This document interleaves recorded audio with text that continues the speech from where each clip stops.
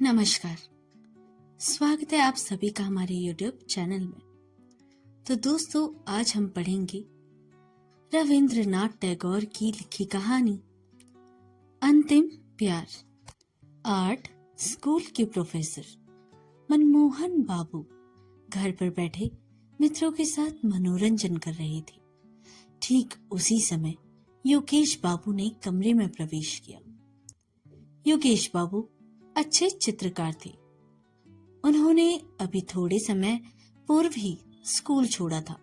उन्हें देखकर एक व्यक्ति ने कहा, योगेश बाबू, नरेंद्र क्या कहता है, आपने सुना कुछ? योगेश बाबू ने आराम कुर्सी पर बैठकर पहले तो एक लंबी सांस ली। पश्चात बोले, क्या कहता है? नरेंद्र कहता है बग प्रांत में उसकी कोटि का कोई भी चित्रकार इस समय नहीं है। ठीक है, अभी कल का छोकरा है ना। हम लोग तो जैसे आज तक घी छिलते रहे हैं। झुंझुलाकर योगेश बाबू ने कहा। जो लड़का बातें कर रहा था उसने कहा, केवल यही नहीं, नरेंद्र आपको भी सम्मान की दृष्टि से नहीं देखता। योगेश बाबू ने उपेक्षित भाव से कहा, क्यों? कोई अपराध किया है? वह कहता है, आप आदर्श का ध्यान रखकर चित्र नहीं बनाते। तो किस दृष्टिकोण से बनाता हूं? दृष्टिकोण रुपए के लिए? योगेश ने एक आंख बंद करके कहा, व्यर्थ। फिर आवेश में कान के पास से अपने अस्त व्यस्त बालों को ठीक बहुत देर तक वह मौन बैठा रहा। चीन का जो सबसे बड़ा चित्रकार हुआ था, उसके बाल भी बहुत बड़े थे। यही कारण था कि योगेश ने भी स्वभाव विरुद्ध सिर पर लंबे लंबे बाल रखे हुए थे। ये बाल उसके मुख पर बिल्कुल नहीं बाते थे, क्योंकि बचपन में एक बार चेचक के आक्रमण से उसके प्राण तो बच गए थे, किंतु मुख पर बहुत कुरूप हो गया था। एक तो श्याम वर्ण, दूसरे चेचक के दाग। चेहरा देखकर सहसा यही जान पड़ता था, मानो किसी ने बंदूक में छर्रे भरकर लेबी लेबी दाब दी गई हो। कमरे में जो लड़के बैठे थे, योगेश बाबू से क्रोधित होकर देखकर उनके सामने ही मुंह बंद करके हंस रहे थे। सहसा वह हंसी योगेश बाबू ने भी देख ली। क्रोधित स्वर में बोले, तुम लोग क्यों हंस रहे हो? क्यों? एक लड़के ने चाटुकारिता से जल्दी जल्दी कहा, नहीं नहीं महाशय, आपको क्रोध आए और हम लोग हंसे, यह भला कभी संभव हो सकता है? मैं समझ गया। अब अधिक चातुर्य की आवश्यकता नहीं। क्या तुम लोग यह कहना चाहते हो कि अब तक तुम सब दांत निकाल कर रो रहे थे? मैं ऐसा मूर्ख नहीं हूँ। यह कहकर उन्होंने आंखें बंद कर ली। लड़कों ने किसी प्रकार हंसी रोक कर कहा, चलिए, यूं ही सही, हम तो हंसते ही थे और रोते भी क्यों? पर हम नरेंद्र के पागलपन को सोचकर हंसते हैं। वह देखो, मास्टर साहब के साथ नरेंद्र भी आ रहा था। मास्टर साहब के साथ साथ नरेंद्र भी कमरे में आ गया। योगेश ने एक बार नरेंद्र की ओर वक्र दृष्टि से देखकर मनमोहन बाबू से कहा, महाशय, नरेंद्र मेरे विषय में क्या क्या कहता है? मनमोहन बाबू जानते थे कि उन दोनों की गलती है। दो पाषाण जब परस्पर टकराते हैं तो अग्नि उत्पन्न हो जाती है। अतः वह बात को संभालते मुस्कुराते से बोले, योगेश बाबू, नरेंद्र क्या कहता है? नरेंद्र कहता है कि मैं रुपए के दृष्टिकोण से चित्र बनाता हूँ और मेरा कोई आदर्श नहीं है। मनमोहन बाबू ने पूछा, क्यों नरेंद्र? नरेंद्र अब मौन खड़ा था। अब किसी प्रकार आगे बोलकर कहा, हाँ कहता हूं, मेरी यही सहमति है। योगेश बाबू ने मुंह बनाकर कहा, बड़ी सम्मति देने वाले आए। छोटे मुंह बड़ी बात, अभी कल का छोकरा और इतनी बड़ी बड़ी बातें। मनमोहन बाबू ने कहा, योगेश बाबू जाने दीजिए, नरेंद्र अभी बच्चा है और भी बात साधारण है, इस पर वाद विवाद की क्या आवश्यकता है। योगेश बाबू उसी तरह आवेश में बोले, बच्चा बच्चा है ये, नरेंद्र बच्चा है जिसके मुंह पर इतनी बड़ी बड़ी मूछें हो। यदि वह बच्चा है तो बूढ़ा क्या होगा। मनमोहन बाबू, आप क्या कहते हैं? एक विद्यार्थी ने कहा, महाशय, अभी जरा देर से पहले तो आपने उसे कल का छोकरा बताया था। योगेश बाबू का मुख क्रोध से लाल हो गया। बोले, कब कहा था मैंने? अभी से जरा देर पहले। झूठ, बिल्कुल झूठ है ये। जिसकी इतनी बड़ी बड़ी मूछें हैं उसे छोकरा कहूं? असंभव है। क्या तुम लोग यह कहना चाहते हो कि मैं बिल्कुल मूर्ख हूं? सब लड़के एक स्वर से बोले, नहीं महाशय, ऐसी बात हम भूलकर भी अपनी जिह्वा पर नहीं ला सकते। मनमोहन बाबू किसी प्रकार हंसी को रोककर बोले, चुप खोलमाल ना करो।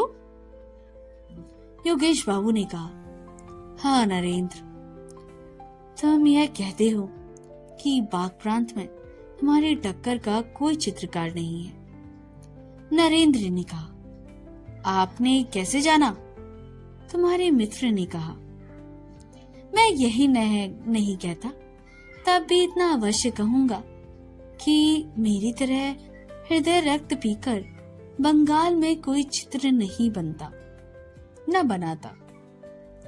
इसका परिणाम, नरेंद्र ने आवेश में स्वर में कहा, प्रमाण की क्या आवश्यकता है? मेरा अपना यही विचार है, तुम्हारा विचार असत्य है। नरेंद्र बहुत कम बोलने वाला व्यक्ति था, उसने कोई उत्तर ना दिया। मनमोहन बाबू इस अप्रिय वार्तालाप को बंद करने के लिए कहा, नरेंद्र, इस बार प्रदर्शनी के लिए तुम चित्र बनाओगे ना?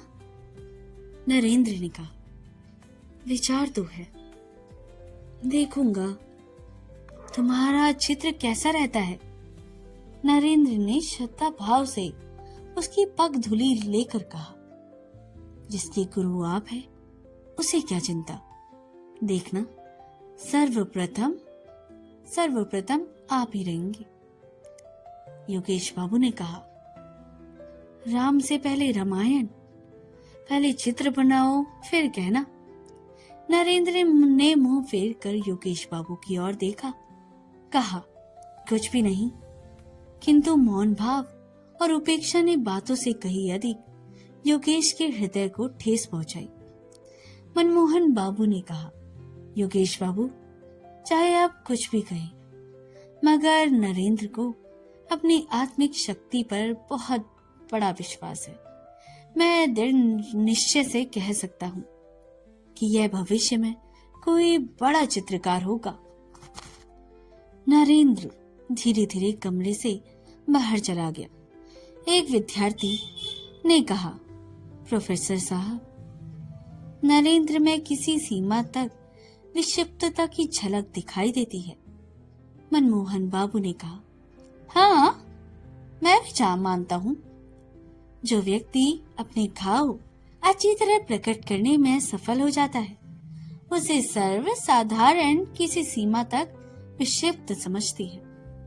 चित्र में एक विशेष प्रकार का आकर्षण तथा मोहकता उत्पन्न करने की उसमें असाधारण योग्यता है।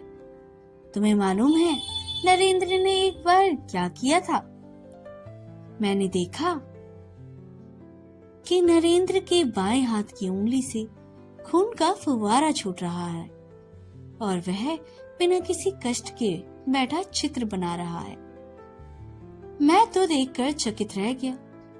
मेरे मालूम करने पर उसने उत्तर दिया कि उंगली काटकर देख रहा था कि खून का वास्तविक रंग क्या है। अजीब व्यक्ति है, तुम लोग इसे विषाक्तता कह सकते हो, किंतु इसी विषाक्तता के कारण तो वह एक दिन अमर कलाकार कहलाएगा। योगेश बाबू आंख बंद करके सोचने लगे। जैसे गुरु वैसे चेले, दोनों के दोनों पागल हैं। नरेंद्र सोचते सोचते मकान की ओर चला। मार्ग में भीड़ भाड़ थी, कितनी ही गाड़ियां चली जा रही थी, किंतु इन बातों को और उसका ध्यान नहीं था। उसे क्या चिंता थी? संभवतः इसका भी उसे पता न था। वह थोड़े समय के भीतर ही बहुत बड़ा चित्रकार हो गया। इस थोड़े से समय में वह इतना सुप्रसिद्ध और सर्वप्रिय हो गया कि उसके ईर्ष्यालु मित्रों को अच्छा न लगा। इन्हीं ईर्ष्यालु मित्रों में योगेश बाबू भी थे। नरेंद्र में एक विशेष योग्यता और उसकी तुलिका में एक असाधारण शक्ति है। योगेश बाबू इसे दिल ही दिल में खूब समझाते थे, परंतु ऊपर से उसे मानने के लिए तैयार न थे। इस थोड़े समय में ही उसका इतनी प्रसिद्धि प्राप्त करने का एक विशेष कारण भी था। वह यह कि नरेंद्र जिस चित्र को भी बनाता था, अपनी सारी योग्यता उसमें लगा देता था। उसकी दृष्टि केवल चित्र पर रहती थी, पैरों की ओर भूलकर भी उसका ध्यान नहीं जाता। उसके हृदय की महत्वाकांक्षा थी कि चित्र बहुत ही सुंदर हो, उसमें अपने ढंग की विशेष विलक्षणता हो। मूल्य चाहे कम मिले या अधिक, वह अपने विचार और भावनाओं की मधुर रूप रेखाएं अपने चित्र में देखता था। जिस समय चरित्र करने बैठता तो चारों ओर फैली हुई असीम प्रकृति उसकी सारी रूप रेखाएं हृदय पट में कंपित कर देता। इतना ही नहीं, वह अपने अस्तित्व से भी विस्मृत हो जाता। वह उस समय पागलों की भांति दिखाई पड़ता और अपने प्राण तक उत्सर्ग करने से भी उसका समय संभवतः उसको संकोच न होता। यह दशा उस समय की एकाग्रता की होती। वास्तव में इसी कारण से उसे यह सम्मान प्राप्त हुआ। उसके स्वभाव में सादगी थी। वह जो बात सादगी से कहता, लोग उसे अभिमान और प्रदर्शनी से लदी हुई समझते। उसके सामने कोई कुछ न कहता, परंतु पीछे पीछे लोग उसकी बुराइयां करने से न चूकते। सबके सब नरेंद्र को संज्ञाहीन सा पाते। वह किसी बात को कान लगाकर ना सुनता। कोई पूछता कुछ और वह उत्तर देता और कुछ और ही। वह सर्वदा ऐसा प्रतीत होता जैसे अभी अभी स्वप्न देख रहा था और किसी ने सहसा उसे जगा दिया हो। उसे विश्वास किया और एक लड़का भी उत्पन्न हुआ। पत्नी बहुत सुंदर थी, किंतु नरेंद्र को गृहस्थिक जीवन में किसी प्रकार का आकर्षण न था। तब भी उसका हृदय प्रेम अथाह सागर था। वह हर समय इसी धुन में रहता कि चित्रकला में प्रसिद्ध प्राप्त करे। यही कारण था कि लोग उसे पागल समझते थे। किसी हल्की वस्तु को यदि पानी में जबरदस्ती डुबा दो तो वह किसी प्रकार भी न डूबेगी, वरन ऊपर ही तैरती रहेगी। ठीक यही दशा उन लोगों की होती है जो अपनी धुन के पक्के होते हैं। इस सांसारिक दुख सुख वे किसी प्रकार डूबना नहीं चाहते। उनका हृदय हर समय कार्य की पूर्ति में संलग्न रहता है। नरेंद्र सोचते सोचते अपने मकान के सामने खड़ा हुआ। उसने देखा कि द्वार के समीप उसका 4 साल का बच्चा मुंह में उंगली डाले किसी गहरी चिंता में खड़ा है। पिता को देखते ही बच्चा दौड़कर हुआ आया और दोनों हाथों से नरेंद्र को पकड़कर बोला, बापूजी। क्यों बेटा? बच्चे ने पिता का हाथ पकड़ लिया और खींचते हुए कहा, बापूजी देखो, हमने एक मेंढक मारा है जो लंगड़ा हो गया है। नरेंद्र ने बच्चे को गोद में उठाकर कहा, तो मैं क्या करूं? तू बड़ा पाजी है। बच्चे ने कहा, वह घर नहीं जा सकता, लंगड़ा हो गया है ना, तो कैसे जाएगा पिताजी? चलो उसे गोद में उठाकर घर पहुंचा दूं। नरेंद्र ने बच्चे को गोद में उठा लिया और हंसते हंसते घर में ले गया। एक दिन नरेंद्र को ध्यान आया कि इस बार की प्रदर्शनी में जैसा भी हो अपना एक चित्र भेजना चाहिए। कमरे की दीवार पर उसके हाथ के कितने ही चित्र लगे हुए थे, कहीं प्राकृतिक दृश्य, कहीं मनुष्य के शरीर की रूपरेखा, कहीं स्वर्ण की भांति सरसों के खेत की हरियाली, जंगली मनमोहक दृश्यावली, और वही वे रास्ते जो छाया वाले वृक्षों के नीचे टेढ़े तिरछे होकर नदी के पास जा मिलते थे। धुएं की भांति गगनचुंबी पहाड़ों की पंक्ति जो तेज धूप में स्वयं झुलसी जा रही थी, और सैकड़ों पथिक धूप से व्याकुल होकर छायादार वृक्षों के समूह में शरणार्थी थे। ऐसे कितने ही दृश्य थे। दूसरी ओर अनेकों पक्षियों के चित्र थे। उन सबके मनोभाव उसके मुख से प्रकट हो रहे थे। कोई गुस्से से भरा हुआ, कोई चिंता की अवस्था में, तो कोई प्रसन्न मुख। कमरे के उत्तीर्ण भाग में खिड़की के समीप एक अपूर्ण चित्र सा लगा हुआ था। उसमें ताड़ के वृक्षों के समूह समीप सर्वदा मौन रहने वाले छाया के आश्रय एक सुंदर नवयुवती नदी के नीलकर्ण जल में अचल बिजली सी मौन खड़ी हुई थी। उसके होठों और उसके मुख के रेखाओं में चित्रकार ने हृदय की पीड़ा अंकित की थी। ऐसा प्रतीत होता था मानो चित्र बोलना चाहता है, किंतु यौवन अभी उसके शरीर में पूरी तरह प्रस्फुटित नहीं हुआ है।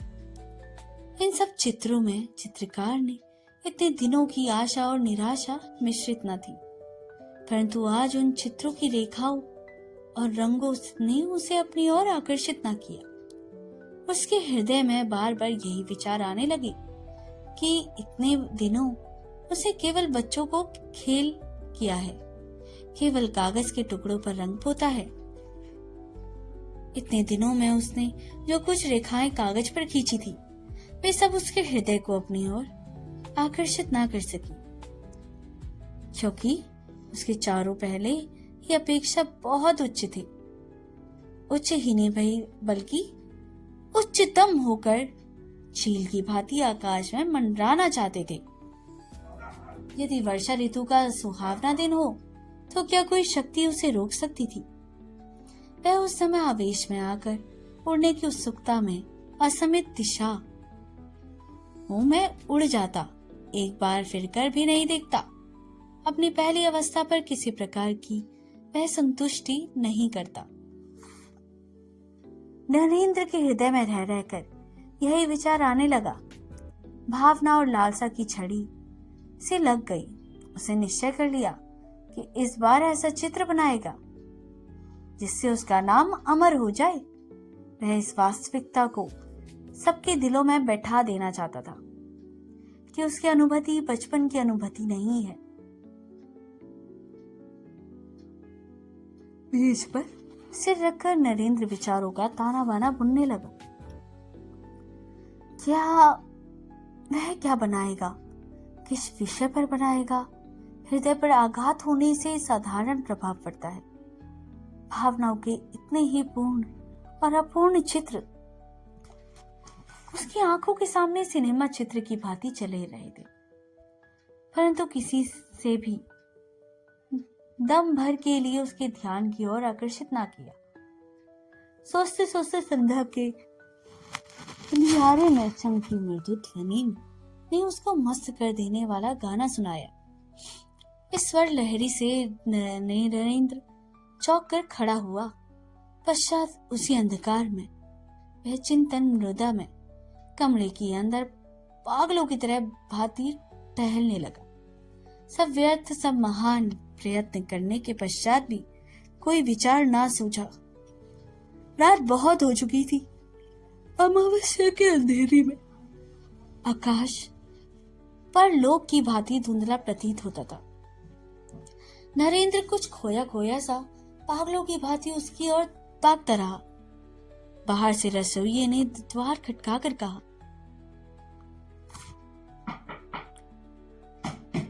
बाबूजी। चौंककर नरेंद्र ने पूछा, कौन है? कौन है? बाबूजी, भोजन तैयार है, चलिए। झुंझुलाते हुए नरेंद्र ने कटु स्वर में कहा, मुझे तंग ना करो, जाओ, मैं इस समय ना खाऊंगा। कुछ थोड़ा सा? मैं कहता हूं बिल्कुल नहीं। और निराश मन रोइए भारी कदमों से वापस लौट गया और नरेंद्र ने अपने आप को चिंतन सागर में डुबो दिया। दुनिया में जिसको ख्याति प्राप्त करने का व्यसन लग गया हो, उसको चैन कैसा? एक सप्ताह बीत गया। इस सप्ताह में नरेंद्र ने घर से बाहर कदम न निकाला। घर में बैठा सोचता रहा, किसी न किसी मंत्र से तो साधना की देवी अपनी कला दिखाएगी। तो दोस्तों, यह स्टोरी यहीं पर समाप्त होती है। अंतिम प्यार रविंद्रनाथ ठाकुर की एक संवेदनशील कहानी है, जो प्रेम, बलिदान और मानव संबंधों की जटिलताओं को भी उजागर करती है। यह कहानी एक कलाकार की कहानी है, जो अपनी कला से ही डूबा रहता है। चित्रकार होने के नाते वो जीवन की सच्चाइयों को रंगों में उकेरना चाहता है, लेकिन उसका ये शौक उसका जुनून बन जाता है। एक दिन उसे एक प्रदर्शनी के लिए एक अलग सा चित्र बनाना था, जो कि हर देखने वाले को अपनी ओर से ही नजरें नहीं हटाने देता। वो बार बार चित्र बनाता और उसको फाड़ कर फेंक देता। यह एक भावुक लघु कहानी है, जो एक चित्रकार योगेश बाबू और उसके द्वारा बनाए गए एक मार्मिक चित्र के इर्द गिर्द घूमती है। यह कहानी कला, प्रेम और मृत्यु के दर्द को चित्रित भी करती है, जिसमें एक माँ द्वारा अपने मृत बच्चे को गले लगाने के दृश्य के माध्यम से गहरे प्रेम को भी दिखाया गया है। कहानी का केंद्रीय आकर्षण अंतिम प्यार नाम एक पेंटिंग है, जो एक माँ को उसके मृत बच्चे के प्रति प्रेम को दर्शाती है। चित्र की सूक्ष्मता और दर्द को देखकर कला के जानकार योगेश बाबू, जो स्वयं एक चित्रकार थे, वो भावुक हो जाते हैं और कला की प्रशंसा करने लगते हैं। यह कहानी यह भी बताती है कि सच्चा प्रेम मृत्यु के बाद भी बना रहता है और कला उस भावना को अमर बना सकती है। आशा करती हूँ कि आपको इस कहानी का वाचन पसंद जरूर आएगा। मुझे अपने कमेंट के द्वारा बताए गए जरूर आपकी इस कहानी के बारे में क्या राय है। मेरे चैनल सुहाना सफर विद कल्पना को सब्सक्राइब जरूर कीजिएगा। अगर कहानी पसंद आए तो इसको लाइक करना बिल्कुल ना भूलिएगा। मिलते हैं इसके अगले पार्ट में। तब तक के लिए धन्यवाद।